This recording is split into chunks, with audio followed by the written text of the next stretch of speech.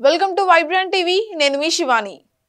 కొన్ని పాత్రలు కొంతమందికి సెట్ అవుతాయి అంటూ ఉంటారు కానీ పాత్ర ఏదైనా కూడా అందులో పరకాయ ప్రవేశం చేసి మరీ నటించే వారికి ఏ క్యారెక్టర్ అయినా సెట్ అవుతుంది ఇక అలాంటి వారిలో విశ్వనటుడు కమల్ హాసన్ ఒకరు hero villain comedian character artist ఇలాగా ఆయన ఏది చేసినా దానిలో ఒక ప్రత్యేకత కనిపిస్తుంది ఇక రీసెంట్ గా రిలీజ్ అయిన ప్రభాస్ కల్కి చిత్రంలో కనిపించింది కొన్ని నిమిషాలే అయినా కూడా కమల్ చూపించిన ప్రభావం అంతా ఇంత కాదు సుప్రీం యాస్మికి పాత్రలో కమల్ హాసన్ క్లైమాక్స్ లో చెప్పిన మహాప్రస్థానంలోని పద్యం ఆడియన్స్ కి బాగా నచ్చింది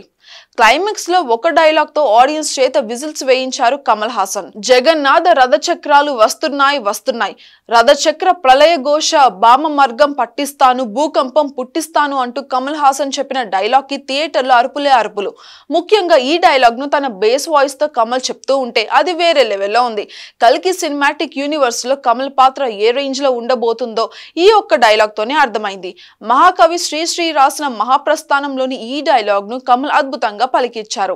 అయితే కమల్ చెప్పిన ఈ డైలాగ్ ను ఆయన 44 ఏళ్ల కిందటే మరో చిత్రంలో కూడా చెప్పడం విశేషం దిగ్గజ దర్శకులు కె బాలచంద్రన్ తెరకెక్కించిన ఆకలి రాజ్యం చిత్రంలో కమల్ హాసన్ హీరోగా నటించిన సంగతి తెలిసిందే ఇందులో శ్రీ అభిమానిగా కమల్ నటించారు ఇష్టం కష్టం నష్టం ఆకలి దప్పిక ఇలా ఏం వచ్చినా సరే ఇందులో హీరో నోటి వెంట శ్రీ పద్యమే వస్తుంది అలాగా సినిమాలో ఒక సందర్భంలో పతుతులార భ్రష్టులార బాధా సర్ప దష్టులార దగా పడిన తమ్ముల్లారా ఏడవకండి జగన్నాథ రథచక్రాలు వస్తున్నాయి రథచక్ర ప్రళయ ఘోష బామ మార్గం పట్టిస్తాను భూకంపం పుట్టిస్తాను అంటూ కమల్ చెప్తారు ఇక ఆ సినిమాలో కమల్ నోట వెంట ఈ డైలాగ్ విన్నప్పుడు ఎలాంటి ఫీలింగ్ అయితే కలిగిందో మళ్ళీ అదే ఫీలింగ్ ఇప్పుడు కూడా వచ్చింది ఇక కెరియర్ విషయానికి వస్తే కమల్ హాసన్ ప్రస్తుతం ఇండియన్ 2 ప్రమోషన్స్ లో చాలా బిజీగా ఉన్నారు జూలై 12న ఈ చిత్రం పాన్ ఇండియా లెవెల్లో రిలీజ్ అవుతుంది శంకర్ డైరెక్ట్ చేసిన ఈ సినిమాలో సిద్ధార్థ్ రకుల్ ప్రీత్ సింగ్ అదే విధంగా కాజల్ కూడా కీలక పాత్రలో నటించారు